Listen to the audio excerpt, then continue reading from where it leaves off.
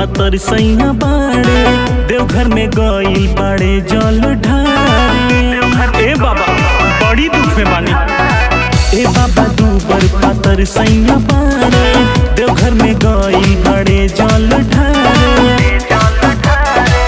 कह के भरपूर तैयारिया हो, पिया मोर अनपढ़ बाड़े बाबा, उनका पे राखब नजरिया हो। पिया मोर अनपढ़ बाड़े बाबा, उनका पे राखब नजरिया हो।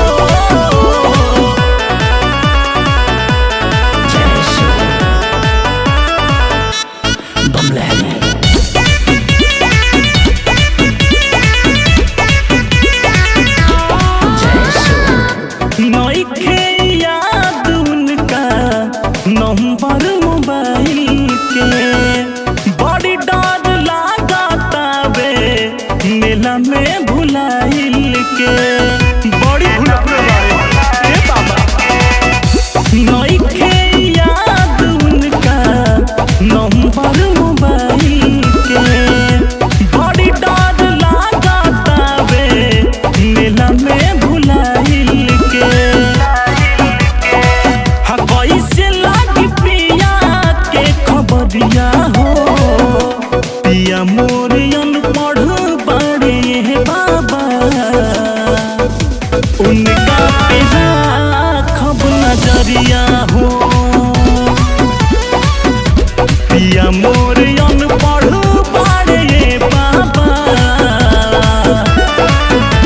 उनका पे राखब नजरिया हो। जय शिव बमलैनी, जय शिव बमलैनी।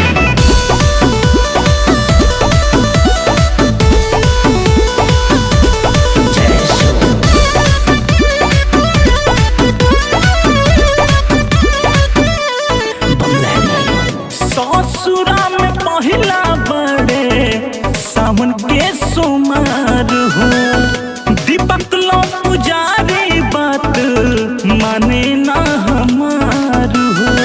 एको बात नहीं खे मानत लोग।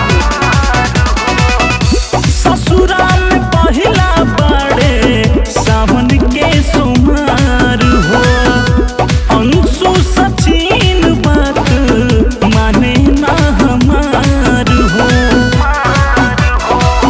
विकास साथ गइले टांग कवरिया हो, पिया मोर अनपढ़ बाड़े बाबा,